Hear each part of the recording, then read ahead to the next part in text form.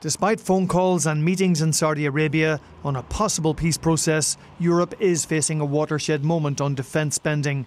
Leaders are discussing a proposal for €150 billion in loans and a relaxation of fiscal rules to allow member states to spend more on defence. The objective is to arm Ukraine and deter any Russian designs on Eastern Europe.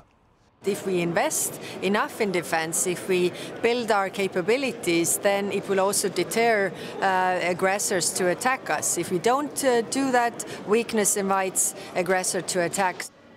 The idea is to identify where Europe relies too heavily on the US, such as integrated air defence, deep strike precision missiles and satellite technology, and then to signal to industry that large-scale orders placed jointly by member states will be guaranteed, so production can be scaled up, be cheaper, and Europe's military systems become less fragmented.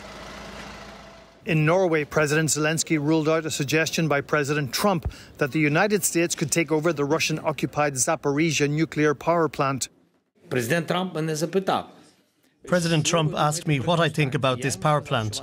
I told him that it won't work unless it's under Ukrainian control. It's illegal. It won't be able to work.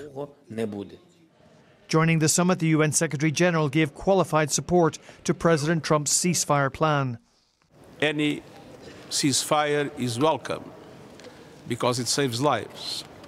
But it is essential that a ceasefire paves the way for a just peace in Ukraine. The Taoiseach said leaders would also address the latest Israeli airstrikes on Gaza, resulting in what he called the deplorable loss of civilian life. There was no warning. Many people had come back after the ceasefire to their homes in the expectation that they were going to experience some degree of peace and harmony. And that has been shattered by what appears to be very indiscriminate bombing. Wars raging elsewhere continue to dominate European discussions. Last night, Ukrainian drones struck Russia's Engels airbase with scores of drones. The base hosts strategic bombers and cruise missiles that have been used to attack Ukraine. Now, Tony joins us now from Brussels, as does Tommy Maskell, who is in London. Tony, talk about massive extra European spending on defence, but according to President Trump, Russia's war against Ukraine could be over any day now. That's right, and I think the EU has been thinking strategically for quite some time now. They talk about years of Russian hybrid attacks, cyber security attacks, weaponising migrants on the Finnish and Lithuanian borders, and now physical attacks on European infrastructure, sabotage and so on.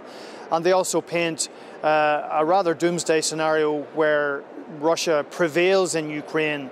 You would then have a semi-failed state on Europe's borders with a puppet Kremlin supporting government in Ukraine, and a country that has massive amounts of high-tech Western military kit then turning its attentions on Eastern Europe. That may be a doomsday scenario, but it's certainly one that member states are taking seriously, and they're trying to convey this message to European citizens, in effect, that there may have to be trade-offs between defence spending and other areas of exchequer spending. That's why I think they're trying to ease that situation by offering loans to member states who may have tight fiscal situations. David. And Tommy, defence also on the agenda in a lower profile but still very significant meeting there in London.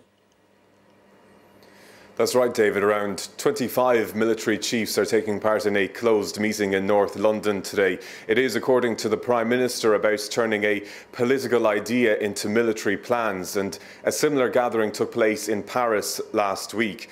What you have at the moment is this so-called coalition of the willing being led by the UK and France. But what does this look like in reality? Keir Starmer also said today that it was a time for countries to start preparing so that if there is a peace deal for Ukraine, that this coalition can start operating quickly.